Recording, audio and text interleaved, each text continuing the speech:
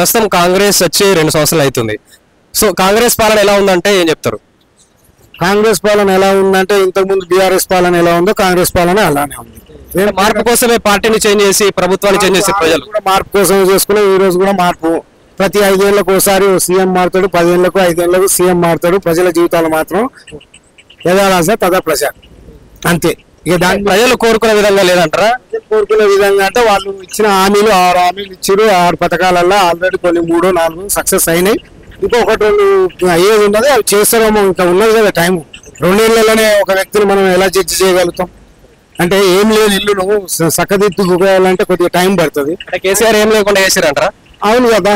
అది 60,000 కోట్ల మిగులు బడ్జెట్ తోటి ఇచ్చిపోయిన తెలంగాణను 9 లక్షల కోట్లకు తీసుకొచ్చి పెడితే, అప్పు తీసుకొచ్చి పెడితే ఈ రోజు కాంగ్రెస్ ఏం చేయగలుగుతుందా? ఇప్పుడు ఆయన ఏమంటుంటే నేను ప్రాజెక్టులు కట్టినా, నేను ముందు జాగ్రత్తగా నేను అన్నిటికీ పునాదులు వేసిన అని చెప్పి ఆయన ప్రాజెక్టులు కట్టిండు. అంతకుముందు ప్రాజెక్టులు కట్టింది కాంగ్రెస్ ప్రభుత్వం.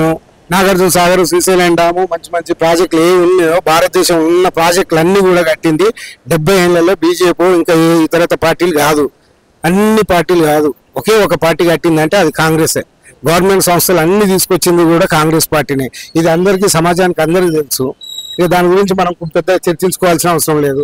నీ డప్పు నువ్వు కొట్టుకుంటావు, నా డప్పు నేను కొట్టుకుంటా. ఎవరి డప్పు అడుగు కొట్టుకుంటాడు. బీఆర్ఎస్ వస్తే బీఆర్ఎస్ కొట్టుకుంటాడు, కాంగ్రెస్ వస్తే కాంగ్రెస్ వాడు, బీజేపీ వస్తే బీజేపీ. ఎవరి డప్పు అడుగు కొట్టుకుంటాడు. కానీ వాస్తవాలు అనేటివి కొన్ని ఉంటాయి. చరిత్ర ఒకసారి తీస్తే అప్పుడు మనకు అర్థమవుతుంది.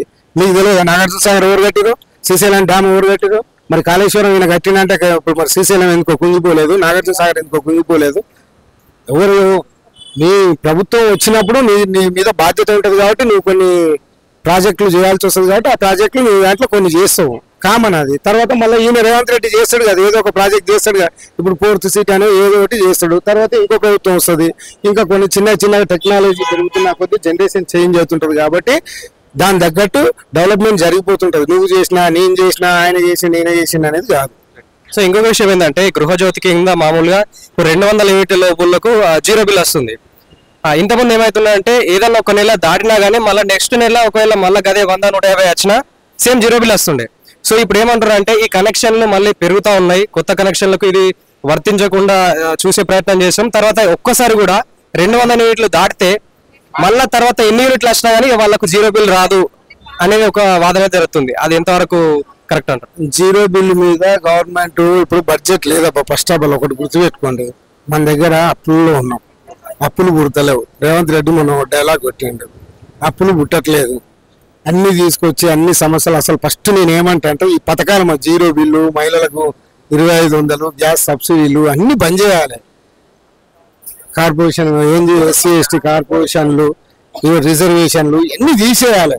అన్ని తీసేసి ప్రజలకు కావాల్సింది ఏంటంటే విద్య, వైద్యం. ఈ 2 చాలా ముఖ్యం. ఎందుకంటే విద్యా, వైద్యం, ఉపాధి అవకాశాలను కల్పించినప్పుడు అది గవర్నమెంట్ తానే సొంతంగా గవర్నమెంట్ చేస్తే అప్పుడు మన ఇండియా బాగుపడుతుంది. ఇండియా కానీ, తెలంగాణ కానీ, ఆంధ్రప్రదేశ్ కానీ, ఇతర రాష్ట్రాలు ఏవైనా సరే. ఫస్ట్ ఇవన్నీ పథకాలు పెట్టేసి నువ్వు LED టీవీ ఇస్తావు, గోల్డ్, 1 కిలో గోల్డ్ ఇస్తావు, ఒక ఇంటికి ఓట్లు వేస్తా అంటే నువ్వు ఫస్ట్ మభ్య పెడుతుంటే నువ్వు పైసలు ఇచ్చి ఓటు వేయించుకుంటుంటివి. 10 పైసలు మళ్ళీ సంపాదించుకుంటావు. నువ్వు 10 రూపాయలు పెట్టినా 20 రూపాయలు సంపాదించుకో. ఇది ఒక బిజినెస్ లాగా మారింది. ప్రజలు కూడా ఇప్పుడు ఎవరు ఎక్కువ గ్యారంటీలు ఇస్తే అవిటికే ఓటెత్తారు. మరి అందుకని అన్ని పార్టీలు ముక్కుమ్మడిగా మానేసినప్పుడు మాత్రం, అందరు కలిసి నిర్ణయం తీసుకున్నప్పుడు మాత్రమే ఇది సాధ్యం. ఎందుకంటే ఒక విద్య, వైద్యం మాత్రం ఖచ్చితంగా అందరికీ సమానంగా అందాలి. ఆ 2 మాత్రం ఫ్రీ పెట్టాలి. ఆ 2 ఫ్రీ పెట్టి గవర్నమెంట్ ఉపాధి అవకాశాలు కల్పించే విధంగా ఉండాలి. ఎందుకంటే ఎంతో మంది యువత ఈరోజు ఆత్మహత్యలు చేసుకుంటారు. పీజీలు చేసి, PhDలు చేసి రోడ్ల మీద తిరుగుతూ ఎంతో మంది మన OU కానీ, కాకతీయ కానీ, JNTU కానీ స్టూడెంట్స్ ఎంతో మంది ఇబ్బందుల పాలవుతున్నారు. ఫస్ట్ రాజకీయ నాయకులు మారాలి. అట్ ద సేమ్ టైం దాంతో వాళ్ళకన్నా ముందు మన ప్రజలు మారాలి. డబ్బు తీసుకొని ఓటేసే అది ఎప్పుడు పోతుందో, డబ్బు తీసుకొని ఓటేసేది ఈ అలవాటు ఎప్పుడు పోతుందో అప్పటి నుండి మన సమాజం బాగుపడుతుంది.